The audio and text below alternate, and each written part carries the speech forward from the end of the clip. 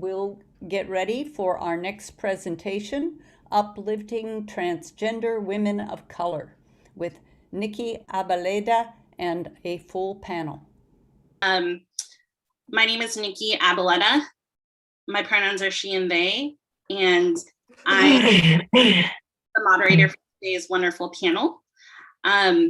I'm also a part of WILPF US, newly a part of WILPF. I'm actually the field facilitator for the Inside and Out initiative. But I'm really excited to be here as a moderator, to be in community with you all, that everyone that's watching, but also with the panelists that are going to be here today. Next slide, please. I wanted the panelists, if possible, to just do a quick intro in general, if they're here. Go ahead, Marie. Marie Angel Binarsian, and we'll get to know each other more. And as we progress, my pronouns are she, her, hers, and they, them. And as well as this moment, I would just like to thank everyone for being able to join us in this moment and learn so much about our advocacy. Again, I will talk more about the advocacy, that it's multidisciplinary in terms of human rights defense. And I'm excited to be here and really grateful to be sharing space with everyone in between. Thank you. And then Bianca. Hi, everyone. Good day. My name is Bianca Ray, and my pronouns are she, her, hers. And I am grateful and happy to be joining you all and engaging in this amazing conversation. And then Nia. Hi, hello everybody. My name is Nia Wen, or and my pronouns are she, her, hers, or they, them, theirs, preferably she, her, hers. Can you hear me okay? Yes. Awesome, I have my Bluetooth on, I just wanted to make sure. I am part of the, we call it CATPAW, like a cat paw, but it's the California Transgender Intersex Gender Nonconforming Policy Alliance, and also the Asian Pacific Islander Liberation Network. And I am on Nisenan land, AKA Sacramento, California. But actually right now I'm in Guerneville, California on a little vacation. Thank you, Nia. Next slide, please. So I wanted to share what this panel is going to look like for today, or what this session is going to look like today. Obviously, we did introductions. We're going to go into community agreements. And then we're going to do a land acknowledgement, of course, led by Marie. Thankfully, thank you again for wanting to lead that. And then we're going to go into trans advocacy and the different organizations. And then really towards the end, taking the time to really uplift, the intersectionality and identities of being a trans woman of color, really getting to know not just the different issues that they go through, but more so on like trans joy and the beautiful part of those intersections. Next slide, please. For community agreements in this space, please, first and foremost, practice self-care, give care to yourselves, however that might be. If any of the participants that are watching have questions, please, when speaking from your own experiences, or if you do, please use I statements rather than overgeneralizing. And then also please, one person, one mic, one person speak at a time, just to give people, space. And then also pressing mute too, if you already haven't done so, just in case. Also, don't yuck-my-yum. It's okay to respectfully disagree, but then there's no need to put down the ideas and beliefs of others. And lastly, accountability. Trust intent, name impact, own impact.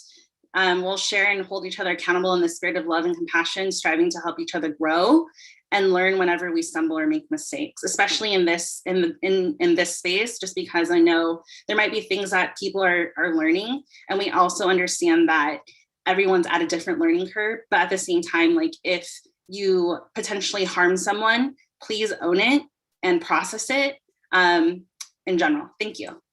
Next slide, please. Marie. Thank you, Nikki. Thank you for a lovely segue and introduction. And it's a practice that in the spaces of TWOC communities, especially in spaces led by Two-Spirit Indigenous people or people of the Indigenous diasporas of the Americas as well, we do a lang acknowledgement. And the reason why is because we want to first start with expressing both gratitude and also expressing permission to an acknowledgement that we are, in fact, wherever we are occupying land that was displaced, land that belonged to people who were displaced by colonization. And for these reasons, it's important for us to go back into these mechanisms, understanding how all of that came to build where we are now, and with the understanding that this didn't come without the price of so many things that happen to the people who are indigenous of the Americas. In this case, I will say, not, how do you say not, spoiler alert. Just saying, it's like genocide, issues like disease and things like that, that brought about so much hurt and trauma. So I wanted to just kind of give a warning, in the subject, but at the same time, I wanted to focus also on saying that, we come into this space acknowledging, and I know that we also have a tool of I'm not sure if we have the link on here, but it's a link that you can always go, I think where's my nativeland.com or .net, I believe so, where you can check the land that you are in fact residing in. For instance, my permanent residence is in Los Angeles, which belongs to the Tonga people. So I am a person who currently is in Portugal, who in this case, is the land of colonizers, as I like to say. But my permanent residence is in the Tonga land. So I want to acknowledge and say I'm a Tolupan woman from the Honduras, residing in Tonga land permanently. And for that, I acknowledge and express gratitude for the people who protect the land. And with that, also, I invite everyone to do a little research and do the same, and always bring this practice into your presentations or meetings or even regular day spaces. So, thank you. Thank you, Marie, for leading that beautiful land acknowledgement. Next slide, please. I also want to encourage folks to, to do research on land acknowledgements, but also I wanted to state that land acknowledgements are also in so many ways being colonized as well. Just because people are doing the, saying it, right, which is a beautiful thing, and acknowledging the land that's stolen, but also honoring land action, having an action piece to it, really focusing on different Native and Indigenous organizations to support, fund if you have capacity. Please look at these organizations. These are just some of the many, obviously. Native American Rights Fund. The next one is Native Wellness Institute and Warrior Women Project. And I can also share this information at a different time. Next slide, please. And also too, an asylum mutual aid fund to, help support Marie, because, to protect and support our trans siblings. There is her information in terms of how to support her if you have capacity, or even just sharing this. Marie, did you have anything to speak on this, or are you okay? Did you want to speak on? No, just that this will be part of the thematics in terms of social economic justice and how that intersects with advocacy, and how we incorporate this in the everyday advocacy, especially from grassroots. And this is an example of solidarity and intentionality, for instance, in which the space is being provided to reach to the wider audience, and ensure that we protect our advocacy, that you invest into advocacy, and that you also understand that we are engines of this movement, while at the same time also dealing with the system and how the system operates against us in many ways. And just wanted to acknowledge solidarity and gratitude for the gesture, and also to highlight as an example of how we can be in solidarity while at the same time taking actionability into actual action. Thank you. Next slide, please. So for this one, I'm going to have folks reintroduce themselves as we go. They're going to be talking more about the different work and advocacy that they do in terms of social justice or in trans advocacy. So I'll let them take the lead, and I'm really excited to hear about all the different work that they do. Next slide, please. And we will go in order of. Thank you. Go ahead, Marie. Well, hello, everyone. Thank you for giving me this space to talk a little bit more about my advocacy. And like I said, it's been actually complex for me. Advocacy started in 20 years ago, and when I was 10 years old. And it's been intersectional for me throughout the years. But with that, I also want to just reintroduce myself a little bit more. I'm a two-spirit woman, meaning I was assigned sex male at birth, but I identify as a two-spirit woman of trans experience, meaning I came to understand my two-spirit nature through the experience of a trans woman, in this case, through the clinical ideology that follows that those terms established by colonized binary terms.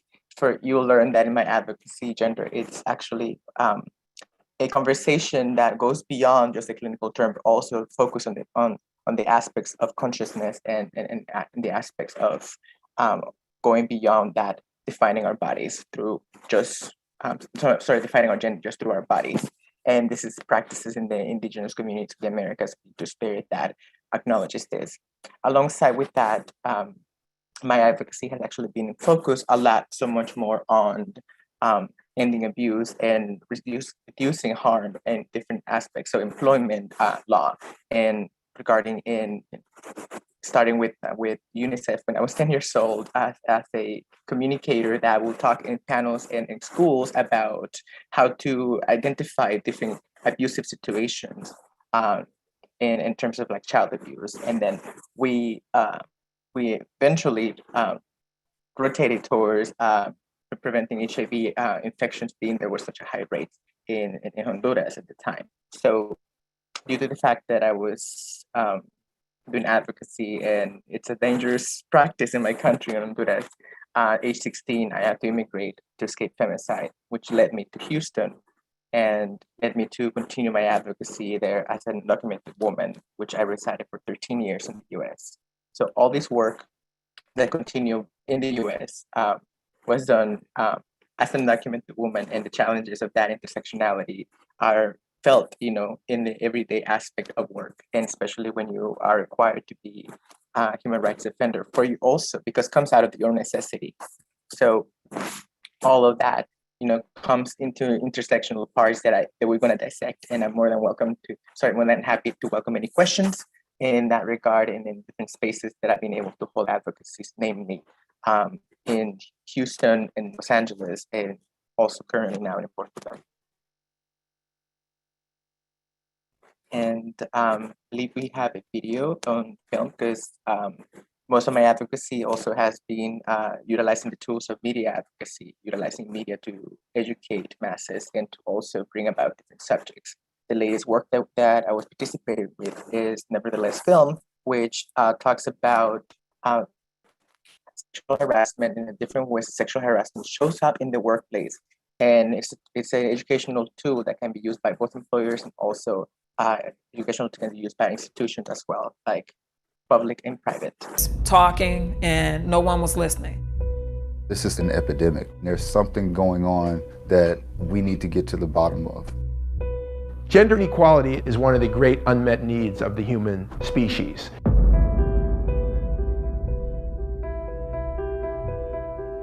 It was like the secret everybody knew, but nobody was talking about yet. Social capital is a currency. If you're at the top of the hierarchy, you have way more currency than someone below. Anybody who's on the front lines of these struggles, they will pay a price. When you've been fired from the biggest show on television, I'd have to pursue a completely different career path. My dreams were shattered. My whole image of him have been crushed. The perpetrators are largely male, 98%. So if we can't fix this, nobody can. It has to be about how are we complicit in this? These are the only crimes that put the victim on trial in a very public way. When you're going through it, it changes you. The story raises questions about what's happening to some blue-collar workers. We're not put on this earth for people to take advantage of. It's not right. This is rape culture. This is the message you give to girls that you're responsible for a boy's behavior. We're on the verge of a national reckoning about sexual harassment. The Me Too movement is bigger than anything we've ever seen for gender justice in the U.S. context. We are seeing a paradigm shift away from silence and complicity to a world where actions and words have consequences. Sexual violence and sexism is the anchor that is holding us back. What happened to me behind the scenes happens to all of us in this society, and it will not stand. If I say that I care about women, how do I actually put that into process? It takes one voice. That is how allies can show up. It has to be where the ones that are the most marginalized are free in order for all of us to be free. One thing men always complain is that women won't stay quiet. And you're damn right, we won't stay quiet. We will speak up. We should be able to change things, but it's not going to be just one person. It's got to be all of us. What happens when an entire generation feels entitled to their own humanity? What happens next? Thank you, Ellen. And now we can go on, if it's okay with Marie, to go on to Bianca. Yes, and just want to, before that, just express gratitude for everybody to be sharing space with our panelists. And thank you so much for having us here and having me and sharing space. No, thank you. Yes, hi everyone. Well, first and foremost, I wanted to echo what Marie just said, which is really appreciative of this space and for having all of us to engage in this very important conversation in regards to our identity and our intersectionalities. My name is Bianca Ray, and my pronouns are she, her, hers, and I am calling in from the land of Piscataway, also known as Springfield, Virginia, in the East Coast. I am born, I was born in the Philippines and migrated to the United States when I was 20, which is also part of my identity and the intersectionality that I represent for myself. In addition to that, I also identify as a trans woman. What that means is I was assigned male at birth, and through my journey, through my transition journey, I've always known that I'm different. I know in my heart and in my mind that I am a woman, and through that, I just really got to a place where I wanted to truly live my authentic self and went into a transition journey. In terms of my advocacy, I've actually I started my advocacy when I moved to the United States, because growing up in the Philippines, it's not very known to really engage in a conversation when it comes to the LGBTQ plus communities. If you're not familiar with the Philippines, 98% of the population is Roman Catholic. So you can only imagine, the conversation around, being part of the queer community or the LGBTQ community is not even in existence in your personal life, in your family, in your friends, and the people that you surround with. And that's also the same case when we're thinking about government policies and laws. So I didn't know anything or have no background on what it means to be an LGBTQ. I just know that I'm very flamboyant. I know I'm different. I know I gravitate towards, more feminine toys or clothing. I remember, being in my mom's closet and just kind of trying all her clothes to make me feel happy and really authentic to myself. So when we moved to the United States, obviously the culture is completely different from when I was in the Philippines, and there was a lot of conversation and open conversation around what it means to be part of the LGBTQ community and what it means to be one who identified as trans within that umbrella of the queer space. So that's kind of where my advocacy started. You know, I know that I always wanted to make a difference and do something for the community. Hospitality is one of the, you know, main identity that, you know, just hospitality is one of the main culture that Filipinos have. So it's just very natural for me to just kind of help people or do something to help people. And I just kind of really grabbed into that strength of mine and engaged myself in a lot of the community organizations and community organizers in the Washington, D.C. area that are, you know, that are in the transgender and non-binary community. So from there, I got engaged to this organization called Capital Pride Alliance, which is the organization that put together Washington, D.C. Pride, where they have a programming of Capital Trans Pride. And Capital Trans Pride is a 2-day conference that's centered for trans and non-binary folks, organized and led by trans and non-binary folks. So they really gave us and empower us to really build this 2-day space based on the needs of the community, both trans feminine and trans masculine and non-binary. And that kind of really inspired me to continue to work, to continue on my advocacy work, because through them, I also realized that though it's amazing that we have this space for, you know, the trans community and the non-binary communities, I still didn't, you know, see myself mirrored in the community that we're serving as a Filipino American or as an Asian American. So I got engaged to another organization who's more centered to the queer and trans Asian and Pacific Islander folks in the Washington, D.C. area, and just really, you know, engage with them and apply the same skills that I have with Capital Pride Alliance. So now I'm in Aqua DC, which is the organization that I represent as their first trans identified co-chair in their running. So they've been as an organization, very small organization for about 24 years. And this is the first time that they've had a trans feminine identity as one of their leadership role. Yes. So really, I'm excited to be part of the organization, as there is a lot of opportunity to really mirror not only the Asian community that we're representing, but also the queer and trans community that we're representing. So I'll stop there, and then I'll talk a little bit more as we get into our conversation. Thank you, Bianca. You're welcome.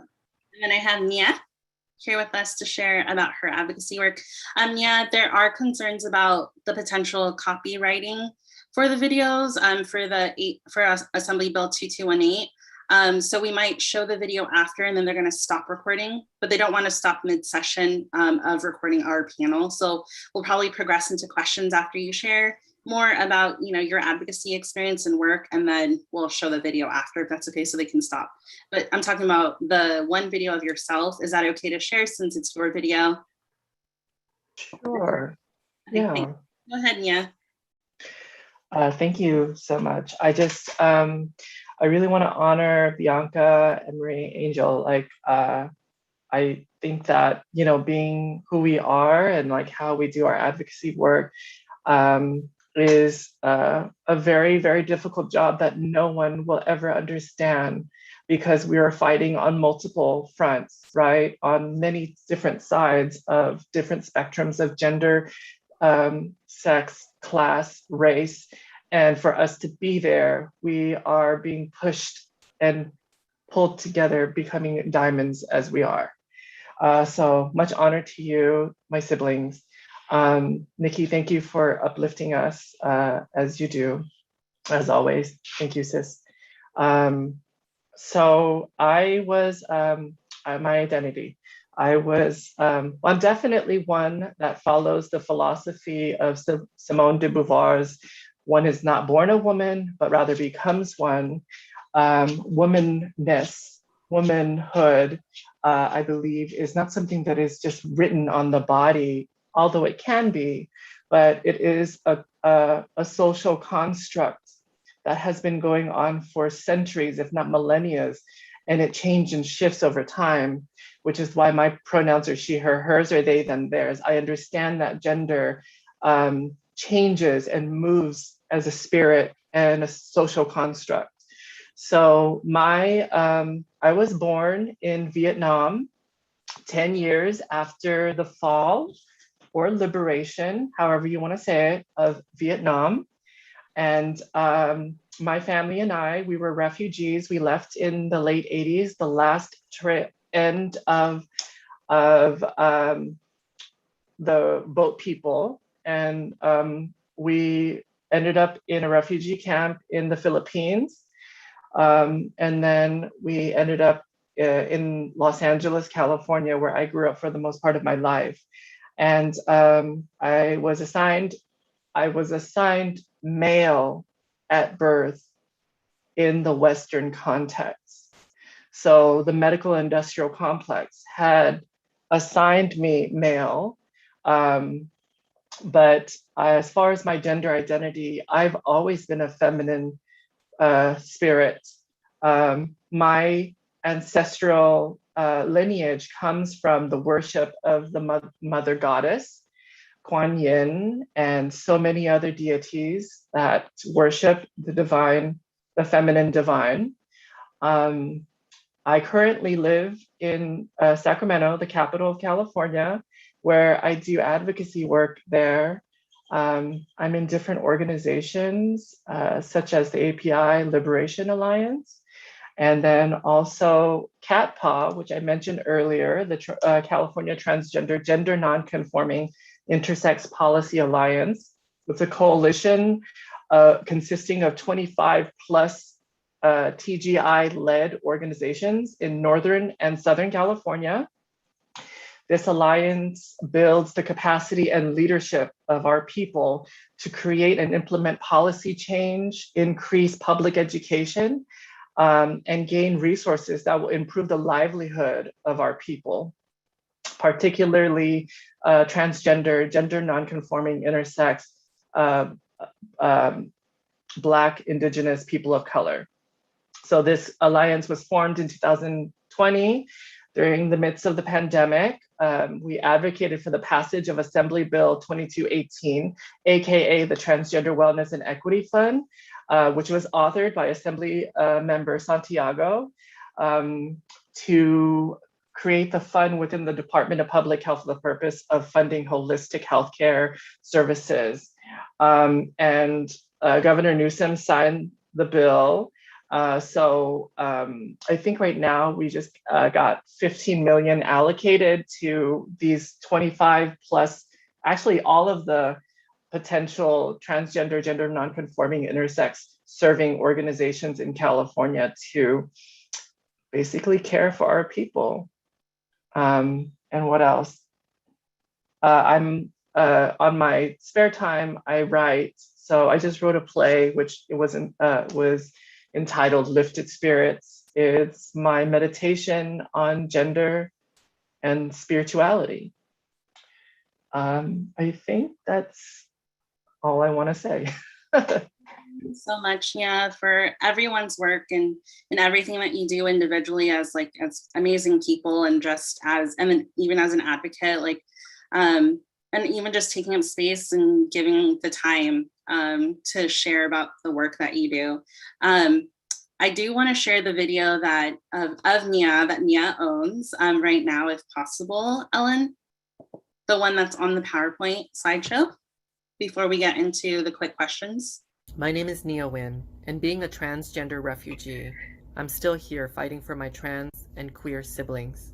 I'm here to fight for Roxana Hernandez, and I'm here to fight for Joanna Medina. I'm here to fight for my siblings outside of the United States that cannot stand a chance because of US militaristic aggression. I'm here to fight against pinkwashing and corporate colonization, because the queer liberation movement never ended. 50 years after the Stonewall Inn riots, we are still living in poverty, and our inequality rate is higher than ever, while our queer siblings are being incarcerated at 3 times the rate of their straight counterparts. How can we celebrate when our queer siblings are locked up in cages? This queer liberation movement is not over. It never ended. Stonewall is still now. Thank you. Well, I got chills just like with that message, because I think it's important to highlight the fact that like Black and brown, especially Black trans women, you know, are constantly being harmed. Their lives are in danger. They are not safe. And I just wanted to uplift that. We are going to go into questions, not Q&A right now. Just I have a couple of questions just to really uplift the intersections of everyone's identity. I want to also acknowledge the fact that like I am here in community as a queer, cis, straight, a straight, queer person of color, but also a cisgendered person. So, and I just want to be here in community with my siblings. So I'm going to ask a question, and everyone doesn't have to answer the question if they don't feel like it. But you know, the world hasn't been an easy place to be in, especially during these times. So I wanted to start just by checking in with you, like what's been bringing you peace recently, and how have you been able to take care of yourselves? Anyone?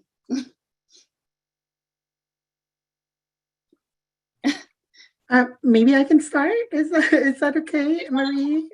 Mia? Okay. Yeah. That's okay, Nikki. Thank you so much for that question.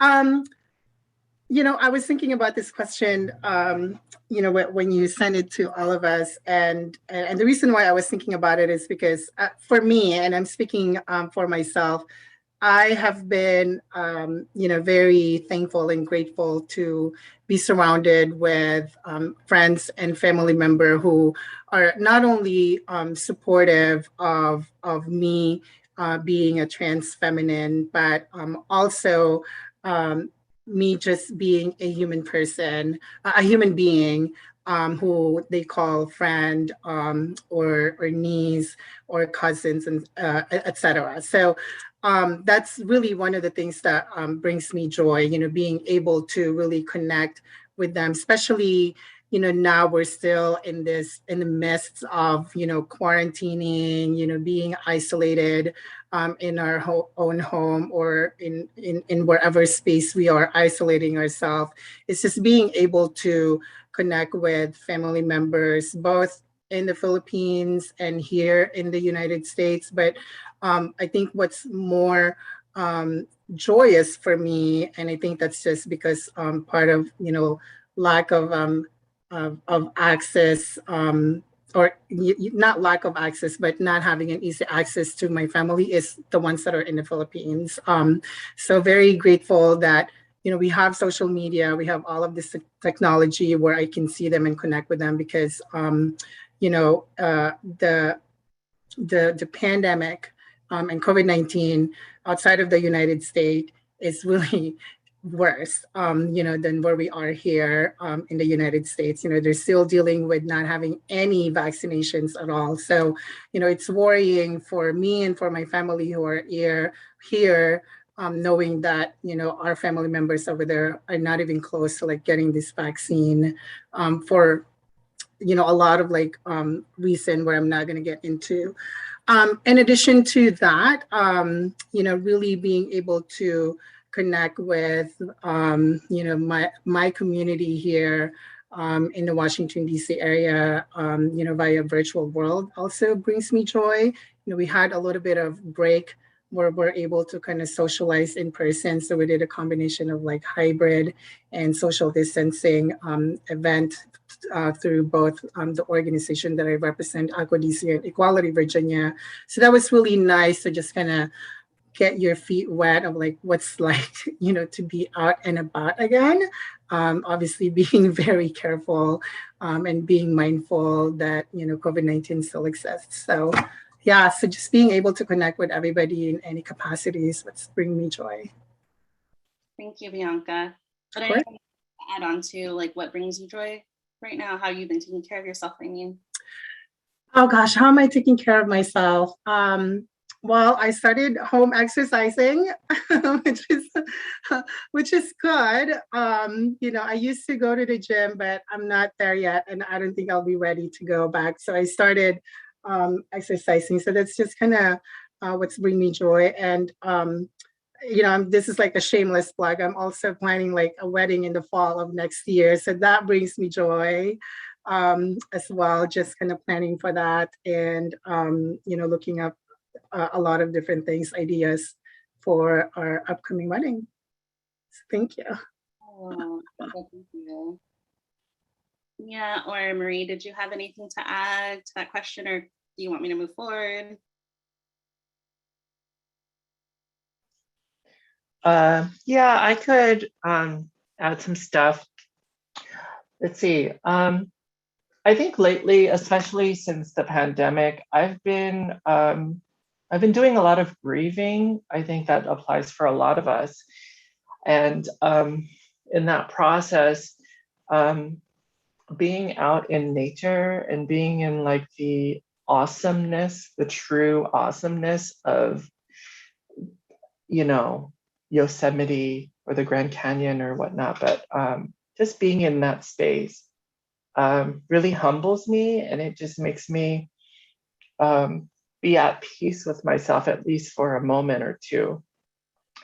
I focused a lot of my time meditating more to kind of focus on the moment as it's happening, what is needed, what is now, what is present. And that's been very helpful for me because, I'm in California right now where the fires are raging. It can feel very apocalyptic at times. So I'm trying to be mindful of some higher power out there trying to, to keep us humble. I think that that really helps me keep my sanity in continuing to do the work of resisting militarism, especially being mindful that the military industrial complex, whether it's here in the United States or in other governments and whatnot, is one of the leading causes of climate change. And so being connected to nature, I can hear and listen to what is needed to be done to protect it as well.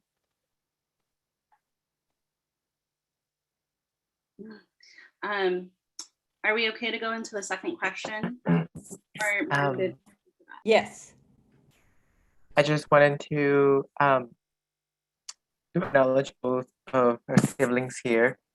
And I just wanted to share a little bit of, as I know I earlier I took a little space, and I just want to provide a space for my siblings as well to be equitable.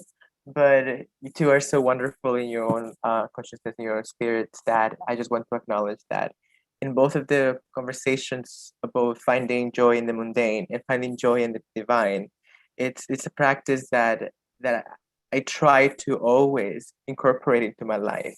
In the everyday, the simple, people ask me, what brings you joy, Maria? It's like very simple things of life, being able to be aware and to be present, like you say, Nikki. Yeah, and sometimes it's just being in community, like Yanka, and being able to practice all of that, to have the freedom to practice that is what brings me joy.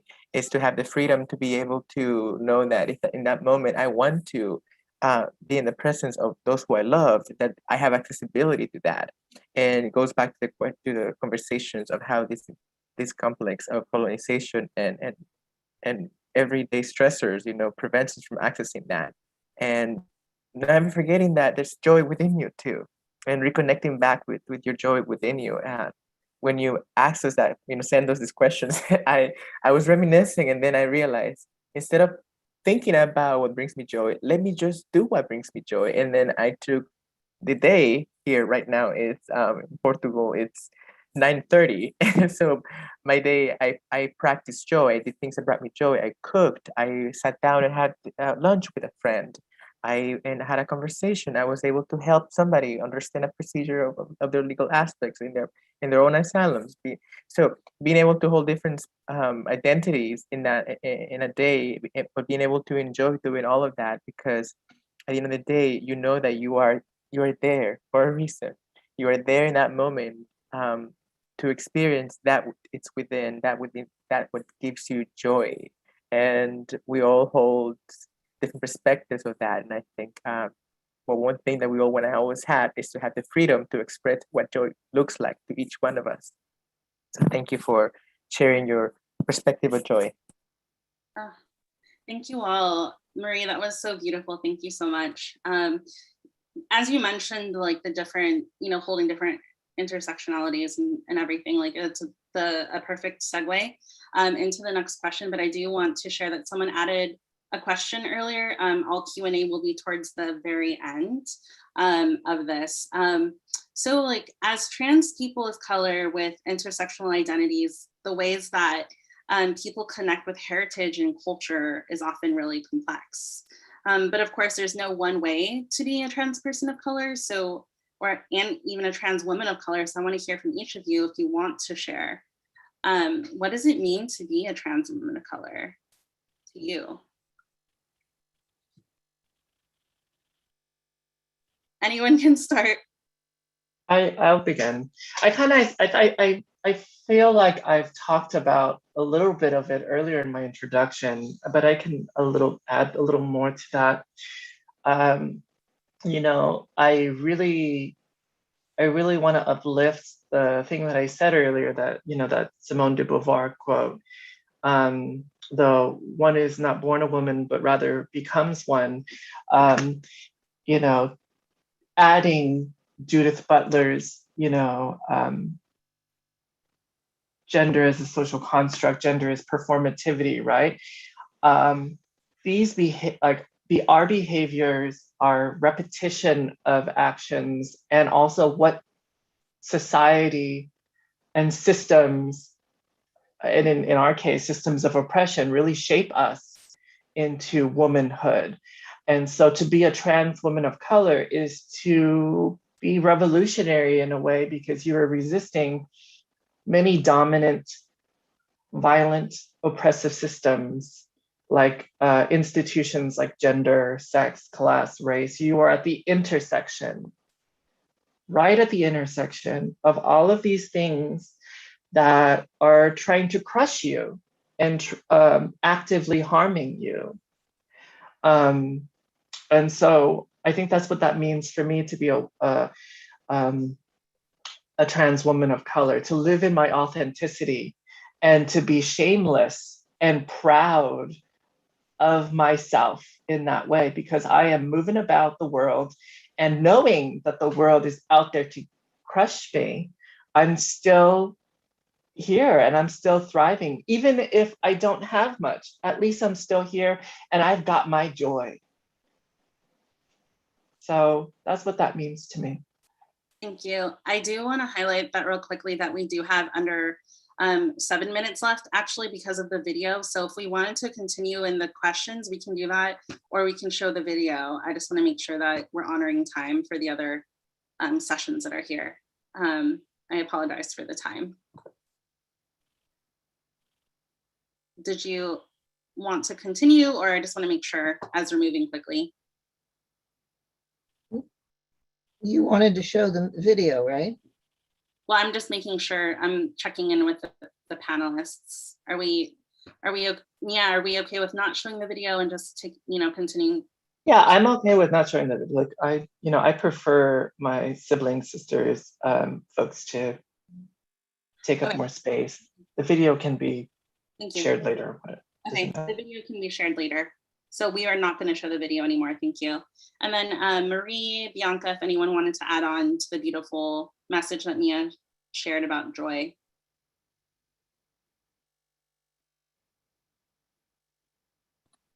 I can go next, and I'll just keep mine simple, because there are many things that I can say on what it means to be, a trans person of color. But I think the most important one for me that I always think all the time when I'm asked about what does it mean to be a trans person of color is being in spaces that so many of my siblings are not able to be in spaces with. And being in that spaces and advocating not only for myself, but for the entire community, or at least engage in that conversation, of what the trans and non-binary communities are, both challenges and successes, and really debunking all of the assumptions that many of them have. Thank you, Bianca. And then Marie, did you have anything to add? Something very shortly, so we can have more space for the questions next. Just wanted to say that for me to be a trans woman of color is simply to be me, is to honor that also came before me, and that also will come after me, because I am also both, the result of a complex history that comes from my ancestors and those who fought for me to be here, and I am also somebody's ancestor that in the future will look up to us and fight for them too.